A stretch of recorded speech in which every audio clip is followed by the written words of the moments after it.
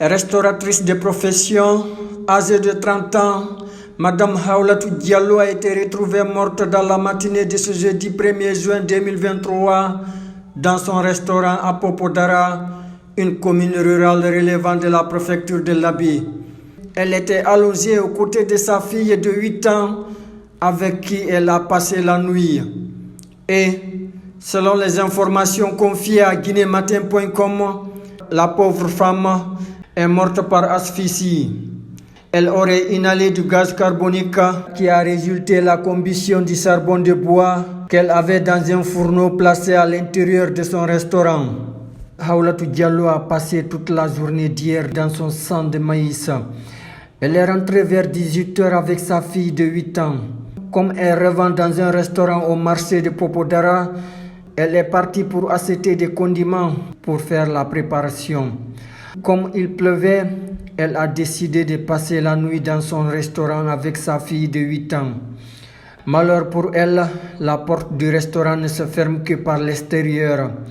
C'est ainsi qu'elle a demandé à sa voisine de lui fermer la porte du restaurant par derrière et de lui passer la clé à travers un trou. Ce qui fut fait. Haoulatou Diallo y a passé la nuit avec sa fille de 8 ans jusqu'au petit matin et elle s'est réveillée pour faire sa préparation.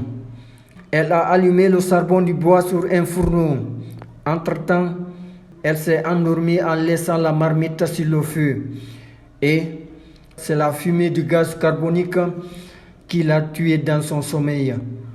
La fille qui était couchée à côté a été dérangée, elle aussi, par la fumée qui se dégageait à l'intérieur de la pièce. Elle s'est vite réveillée. Elle a constaté que sa maman était inerte. Elle l'a appelée 3 fois, mais elle n'a obtenu aucune réponse de sa part. Elle a crié au secours.